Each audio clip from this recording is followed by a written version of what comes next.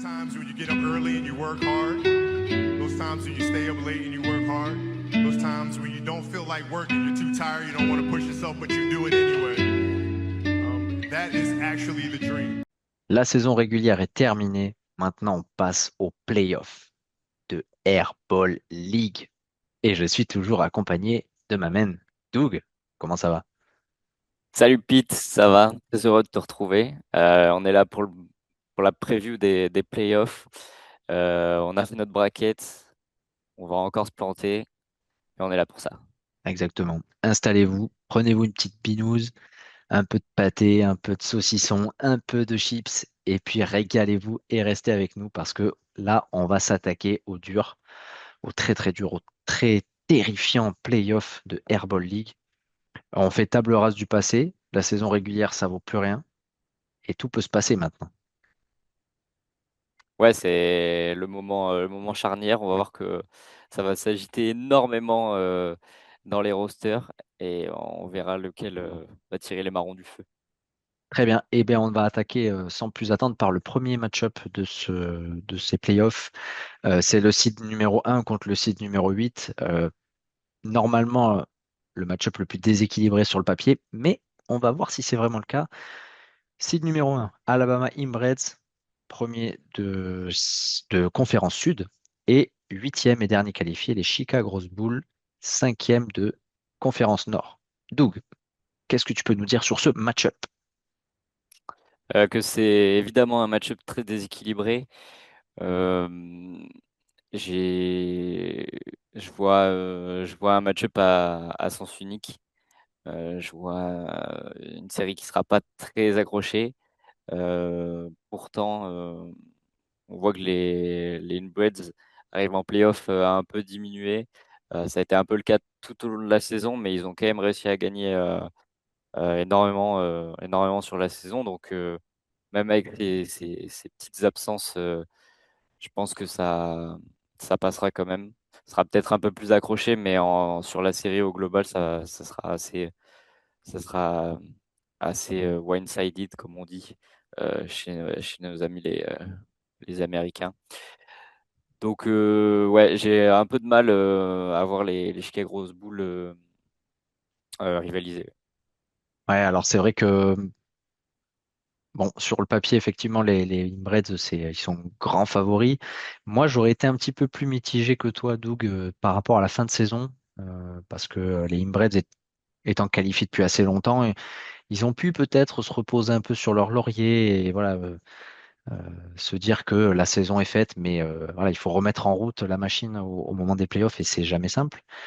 Et de l'autre côté, on a des Chicago Bulls qui ont fini en trombe cette saison, qui ont été très très bons sur la fin de saison, vraiment extraordinaires, des très bons pics, des joueurs qui reviennent en forme.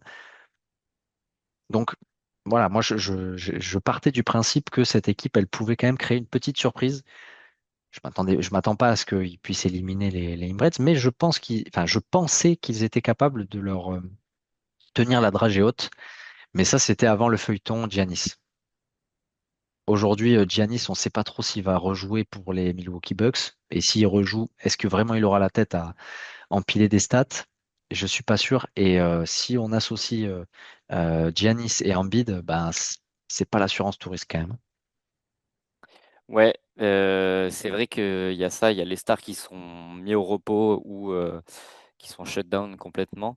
Donc ça déjà c'est le gros point noir. Mais à part ça, euh, moi la raison pour laquelle je les vois vraiment loin du niveau des Inbreds, c'est tout simplement c'est leur premier playoff.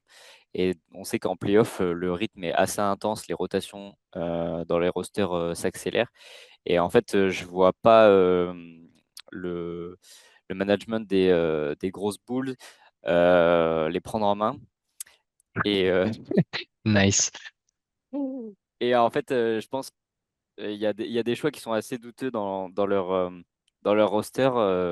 J'ai un peu de mal. Il y a des joueurs, je comprends pas trop ce qu'ils font encore dans ce roster qui devraient être recyclés.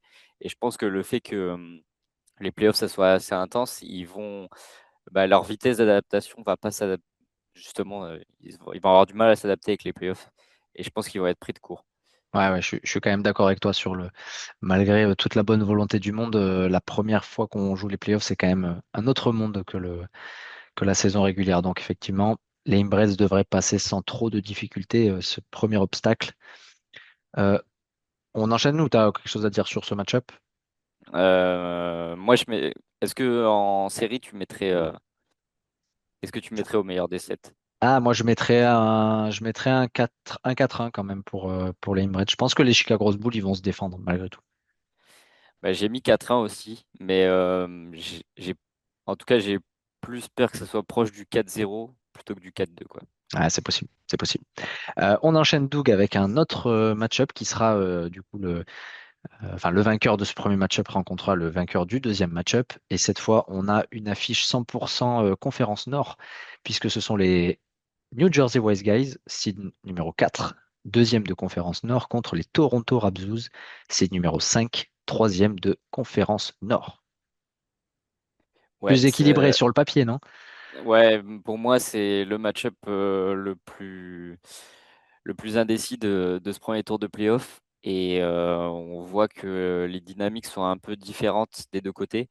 On en a parlé dans le récap de la saison, mais les Wise Guys qui terminent en trombe, voilà, si ça continue comme ça, ils vont être redoutables en playoff.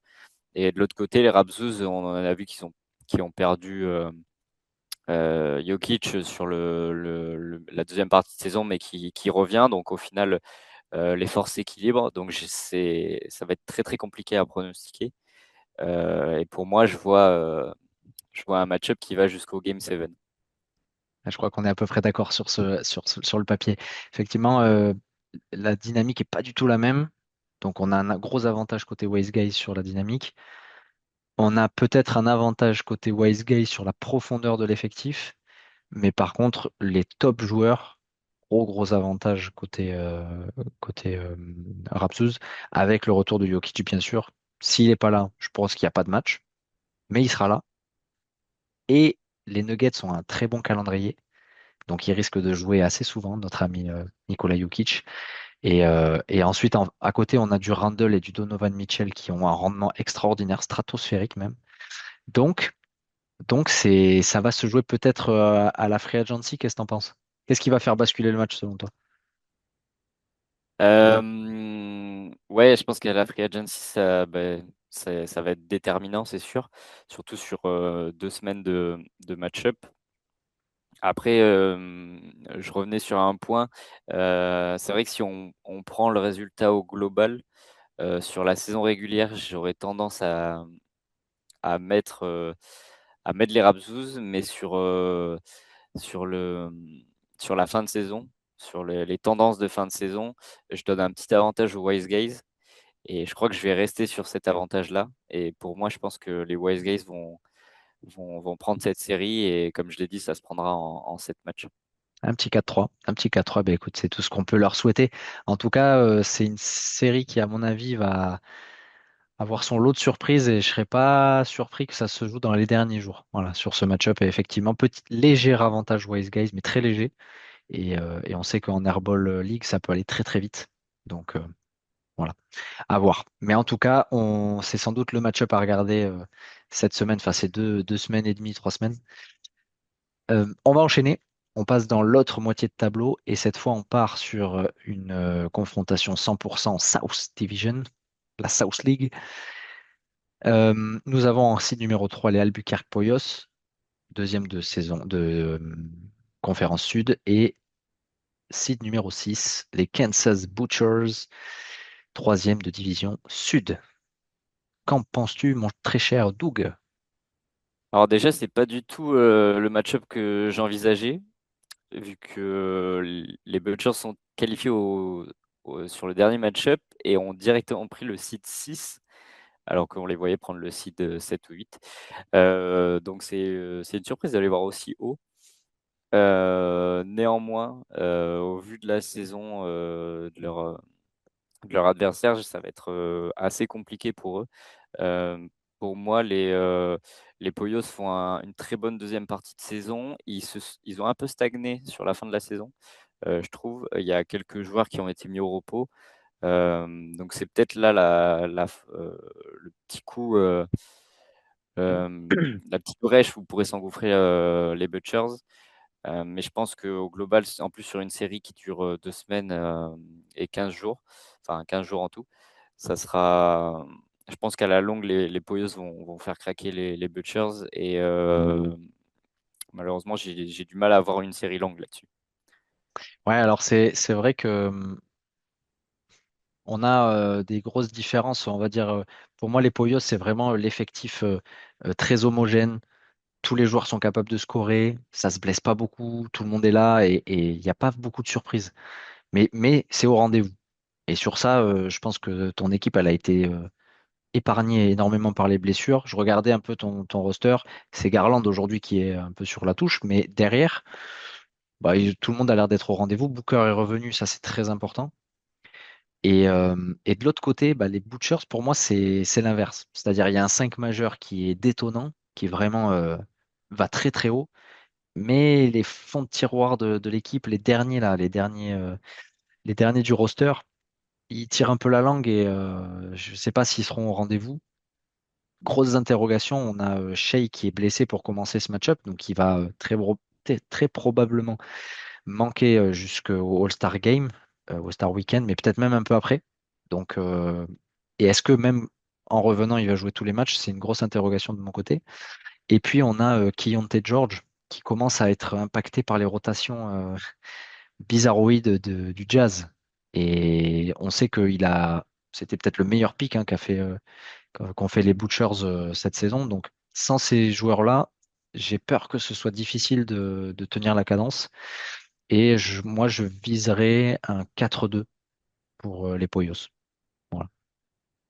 Ok, donc quand même logique respectée, Mais pas si mais simple, pas ouais. faux. Ouais, ouais, je pense que ce sera quand même un match accroché. Mais voilà, après, les forces en présence ont l'air un petit peu diminuées côté Butchers. Ouais, c'est Euh, vrai. on, on termine avec le dernier match de ce premier tour de playoff. Division, conférence Nord, encore une fois, 100%, confrontation 100% conférence Nord avec la seed numéro 2, les Scranton Lions, premier de conférence Nord, bien sûr, qui rencontre les Iowa Girls and Guns, seed numéro 7 et quatrième de conférence Nord. Doug, que vois-tu dans ce match-up? Euh, je vois que les saisons passent et se ressemblent parce que je vois que les Lions sont, sont en rythme sur la fin de la saison et arrivent à leur pic de forme pour les playoffs. Donc je vois un match-up très compliqué pour les Girls and Guns et malheureusement j'ai l'impression que les Girls and Guns, chaque fois qu'ils vont en playoff, leur premier tour il est très compliqué pour eux et j'ai- en fait leur roster il est assez déséquilibré. Ils ont quand même des grosses têtes d'affiche avec forcément Victor Wembanyama, mais Trey Murphy qui est incroyablement fort cette année. Euh, Sauf que je pense que ça va pêcher un peu dans les rotations. Et, euh, et de l'autre côté, comme j'ai dit, la tendance des Lions est toujours en train de monter de match-up en match-up. Donc je crois que ça va être très très compliqué pour les Girls and Guns et une victoire assez facile pour les Lions. Assez facile, ouais, pour toi. Ok. Effectivement, bah, on a des joueurs qui reviennent quand même, hein. Il y a du Jalen Williams ça va tout changer, hein, le fait que c'était peut-être le pick numéro 3 qui reviennent dans le roster. On a Wembanyama aussi quand il joue. Et c'est vrai que dernièrement, je le trouve pas à son rendement maximum. Mais bon, on a des joueurs quand même intéressants, du Bobby Portis, s'il peut jouer et jouer longtemps, bah, il va arriver à faire du résultat. On a du Vucevic qui est parti finalement aux Celtics pour le plus grand bonheur de son GM. Est-ce qu'il va avoir le même rendement là-bas? C'est pas gagné. Et puis on a Trey Murphy, bien sûr, qui tient la baraque sans problème. Et puis en face, on a l'expérience des Lions, du coach Bashir, et on a un effectif qui vraiment fait peur. Vraiment, je trouve que c'est un effectif assez incroyable. On a Mobley toujours blessé, mais bon, qui a été remplacé là, dans l'effectif. On a du Grayson Allen blessé en ce moment. Et derrière, on a que des très très bons joueurs. Et puis, il est très actif sur la free agency. on va dire, tirer les marrons du feu sur la trade deadline, puisque Nickel Alexander-Walker se régale maintenant à Atlanta. Et il a récupéré un Ty Jerome qui est très surprenant à Memphis, et un Will Riley aussi à Washington dont on dit que du bien. Donc, ouais, je pense que ça va être compliqué. Moi, je mettrais encore une fois un petit 4-2. Je pense que les Girls and Guns, ils ont le couteau entre les dents et ils seront capables de prendre des décisions que beaucoup de GM hésiteraient à faire, à mon avis. Ils seront capables de couper les joueurs dont les noms sont clinquants. Je pense que ça suffira pas, mais ouais, je pense qu'ils seront au rendez-vous quand même. Donc un petit 4-2 pour les Lions. Moi, pour ma part, je mets 4-0 sur cette série. 4-0, un sweep. Ouais, carrément. Ok. Ah, ça respecte Parce pas. que, Ça respecte pas les Guns. non, mais parce que comme tu as dit, les Lions, ils se sont renforcés à la trade deadline. Ils ont fait tous les changements pour les playoffs. Ils n'ont même pas hésité à balancer un Mark Williams, qui est pourtant très honorable et aurait bien sa place dans de nombreux rosters. Euh, ouais, ils sont très à l'affût et, euh, et comme on a dit, ils n'hésitent pas à faire des rotations dans l'effectif. Et en plus, ouais, ils sont des joueurs qui commencent à être de plus en plus forts. Cooper Flag, en ce moment, est injouable. Voilà, je pense que je l'ai un peu sous-estimé à sa draft. Voilà, il y a du Paolo Banchero qui est un peu mieux par rapport au début de saison, même si je continue de dire qu'il a été surestimé à la draft, celui-là. Euh, et en plus, ils ont récupéré Marvin Bagley, qui est le joyau des Lions. C'est leur Petite, talisman, c'est ça que tu es en train de ouais, dire. ouais, c'est un peu une private joke, hein, entre les Lions et les Poyos, parce qu'il y a un trade autour de ce joueur qui a failli être fait l'année où les Lions, où coach Bashir a repris l'effectif. Donc voilà, j'ai l'impression que c'est un signe, quoi. Ouais, en tout cas, une équipe qui fait très peur sur le papier, on est d'accord. On enchaîne, Doug. Maintenant, on a fait le premier tour. On va arriver en finale de conférence. Donc, on était à peu près d'accord sur les qualifiés, même si c'était serré dans un des deux match-ups.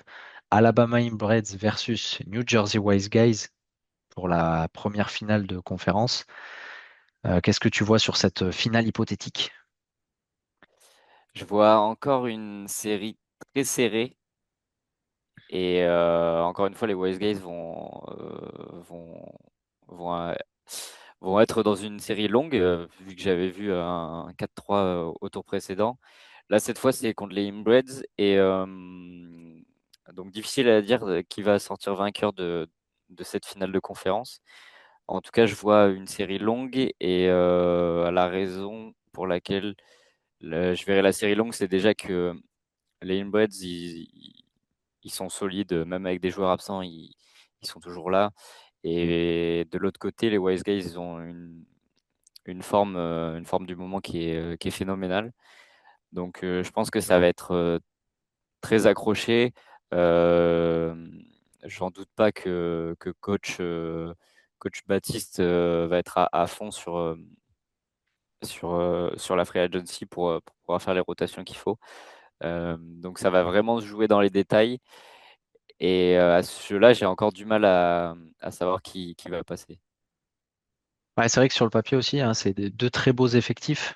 Euh,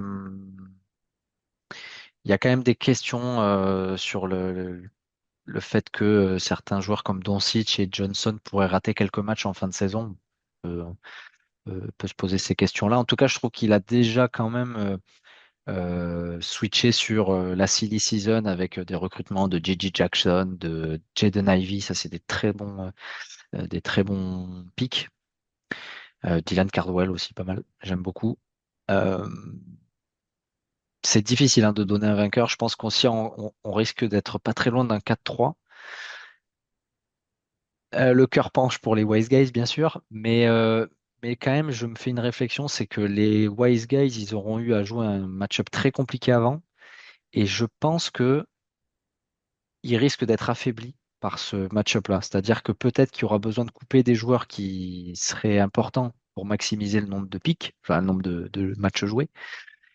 Alors qu'en face, on aura les Inbreds qui auront, à mon avis, sorti les Chicago Bulls assez facilement, on va dire, et qui auront peut-être pu commencer à récupérer voilà, des joueurs qui sont lâchés par les équipes au fur et à mesure et préparer voilà, les back-to-back qui arrivent, etc. Donc, je mets quand même un petit avantage à Coach Baptiste parce que il a été euh, au top du top toute la saison et je pense qu'il se prépare comme il faut, alors que de l'autre côté, les Wise Guys, ils tirent la langue depuis longtemps et au bout d'un moment, ça risque de pêcher un peu. Donc 4-3, Imbreds, même si c'est pas ce que je souhaite. Ouais, mais tu vois, j'ai du mal. Pour moi, la logique serait respectée si les Inbreds passaient, mais j'ai quand même envie de voir Le upset. sur l'upset, ouais, ouais. Mais c'est pour ça, pour moi, 4-3 dans un sens ou 4-3 dans l'autre, ça joue à rien. Mhm. Hum, Moi, de ce que j'ai mis dans mes notes, c'est les Wise Guys passent 4-3, mais vraiment, je pense que ça se jouera peut-être sur toute la saison. Les Inbreds, ils ont eu pas mal d'absents et on va voir si ça continue même en playoff. Et ça peut être ça qui les font pêcher. Donc, on verra. Ouais, je mets 4-3 pour les Wise Guys, mais en tout cas, Ouais, ce sera un c'est très vrai. beau match-up. On enchaîne avec l'autre finale de conf, Poyos Lions, la rivalité terrible entre ces deux formations. Qu'est-ce que t'en penses, Doug? Et ben, je pense que c'est une série qui va faire pchit. Ah, Euh, je vois une série assez courte, peut-être à la surprise générale, mais en tout cas, pour moi, les Lions, ils sont ultra favoris pour ces playoffs. Et je dis pas ça pour Jinx, mais, euh, mais vraiment, je pense que déjà les demi-finales, enfin en tout cas les finales de conférence, c'est le pire calendrier pour les Polios. Et en plus d'affronter les Lions, c'est un peu la double peine. Euh, donc déjà, j'ai du mal à voir les Polios gagner. Et moi, personnellement, ça me fait chier, surtout que les Lions, à chaque fois qu'ils arrivent en playoff, ils ont montré que maintenant ils sont au-dessus des Poyos. Et ça me fait mal de le dire. Même si en saison régulière, les Poyos ont gagné l'affrontement contre les Lions. Mais ouais, à la forme du moment, les Lions sont au top pour moi et vont être au-dessus. Et malheureusement, je vois une série courte, comme j'ai dit. Je verrais bien un 4-1. ah ouais, à ce point-là, ouais, ouais. Vraiment, t'as pas beaucoup confiance en la capacité des Poyos à renverser les Lions. Moi, je serais Bah, un en peu fait, moins mitigé que toi. Je suis un peu moins mitigé que toi quand même. J'irais plutôt vers un 4-2. Donc, c'est pas beaucoup mieux, mais 4-2 quand même pour les Lions, effectivement, parce que ils ont la capacité de scorer beaucoup et c'est la capacité pour moi qui manque un petit peu côté Poyos cette année. C'est-à-dire en termes, c'est vraiment stable, mais encore une fois, là, il y a des moments où ça va se jouer à la variance des joueurs qui vont sortir des soirées à 70 FPTS, ça peut vraiment faire la différence. Et je sais qu'un Cunningham va le sortir très probablement, un Cooper Flag ou un Banchero, ça peut être capable de le sortir. Un Ty Jerome, ça peut être capable de le sortir. Si on regarde du côté des Poyos, ouais, Harden peut le sortir, mais bon, à voir dans sa nouvelle équipe. Booker, il nous a pas habitués à ça cette saison, franchement. Et en fait, tu vois, les seuls qui peuvent le sortir, pour moi, c'est Jamal Murray. Parce que Jamal Murray, il est capable d'en sortir. Mais ça manque un peu voilà, c'est de la soirée où tout rentre. Et voilà, je pense que ça peut jouer. Après, il y a quand même un facteur, c'est la free agency. J'ai pas le sentiment. Non, si j'allais dire une bêtise. J'allais dire, j'ai pas le sentiment que les Poyos aient été ultra actifs en free agency. Je mets quand même un bémol parce que du Derrick Queen, ça a été très bon de le prendre. Et surtout Jalen Smith. Donc Jalen Smith, c'était le pick à avoir pour la trade deadline. Mais j'attends de voir quand même le free agency, la free agency stratégie des Poyos, parce que c'est ça qui peut faire que la série va durer et obliger les Lions à justement devoir pick et peut-être se planter à ce moment-là. Donc c'est pas gagné, mais quand même, il y a plus, pour moi, il y a 60-40 quand même côté Lions. ouais, je suis d'accord. Mais le point négatif pour les Poyos, c'est qu'ils ont pas été beaucoup actifs en cette fin de saison sur la free agency. Comme tu as dit, des Derrick Derek Quinn ou des Jalen Smith, c'est des joueurs qui sont dans le roster depuis déjà un petit moment. Et comme je l'ai dit dans le récap, euh, les Poyos en fin de saison, ils ont un peu stagné, même s'ils ont réussi à arracher les matchs qu'il fallait. Donc la tendance pour l'instant, elle est assez stable, donc pas de coup d'éclat, comme tu as dit. Euh, et peu d'activité en free agency. Et l'activité en free agency, quand elle rouille, c'est compliqué de la remettre en route. Et à ce jeu-là, les Lions, ils ont toujours été très actifs. Et je pense que même là, la free agency game, il y a moyen que même là, les Lions soient au-dessus. Ok, on enchaîne avec la finale hypothétique. Donc deux finales potentielles, Lions versus Inbreds ou Lions versus Wise Guys. Est-ce que tu veux faire les Lions versus Wise Guys et je fais les Lions versus Inbreds? On n'a qu'à faire ça. Mais en Alors, fait, vas-y. on pourrait Ouais. faire les deux. Et en fait, en Ça fonction des... donnerait la même chose, c'est ça que tu veux dire? Non, pour moi, justement, ça donnerait pas la même chose. Ok. Euh, par laquelle tu veux commencer? On va commencer par Lions versus Inbreds. Les deux, finalement, les seed 1 et seed 2 qui vont jusqu'au bout. Ok. Le scénario, on va dire, peut-être le plus probable d'après les statistiques, même si voilà, il peut se passer beaucoup de choses, encore une fois. Dans ce cas-là, pour toi, qu'est-ce qui peut se passer? Donc ça serait un remake de la finale 2024, il me semble. Euh, et on avait vu qu'à ce jeu-là, c'était les Lions qui l'avaient emporté. Mais dans ce cas-là où les Inbreds sont en finale, je verrai cette fois les Inbreds prendre leur revanche et gagner cette finale. Euh, alors, forcément, d'ici la fin des playoffs, il y aura forcément des blessures, des gars qui seront shutdown, les back-to-back qui ne seront pas joués. Donc, il faudra être très bon en free agency en, en piquant les next men up. Mais ça, on sait que les deux GM sont très bons pour ça. Mais je verrai à ce moment-là les Lions un peu s'essouffler. Parce que là, on voit qu'ils sont très très chauds et leur pic de forme euh, arrive là au début des playoffs. Et je verrai les Inbreds le couteau entre les dents, pas rater une finale de plus parce qu'ils ont déjà perdu deux finales. Et donc là, cette fois, ce serait l'année pour Pour les l'avoir Inbreds? et Mhm. aussi éviter que les Lions fassent le sweep it parce qu'on en a marre. Ouais, je suis d'accord avec toi, mais moi, je ne peux m'empêcher de penser quand même qu'il y a un ascendant psychologique quand même. Si jamais on avait la finale, ouais, pas West Gate, pardon, Inbreds Lions, on a d'un côté une équipe qui a remporté 3 fois le titre, dont 2 fois d'affilée, et de l'autre côté, on a une équipe qui est arrivée 2 fois en finale, qui a perdu 2 fois les finales, dont une fois contre les Lions. Et comment te dire que pour moi, il y a un ascendant psychologique qui est difficile à enlever. Euh, et je pense que malheureusement, celui qui a le plus à perdre, c'est les Inbreds, c'est Coach Baptiste s'il arrive en finale. Alors que du côté des Lions, on sait à quoi s'attendre. Et si on rate une finale, bah, ce sera la première ratée et on restera quand même la franchise la plus titrée de la ligue. C'est Euh, dingue. comment? Mais j'ai dit c'est dingue de Ouais, trois ouais, c'est finales, dingue. 3 victoires. C'est dingue, c'est dingue. C'est voilà. Donc, que dire? Je voulais quand même regarder ce qui se passe en termes de résultats cette saison, en saison régulière. Euh, les Lions ont gagné le premier match contre les Inbreds.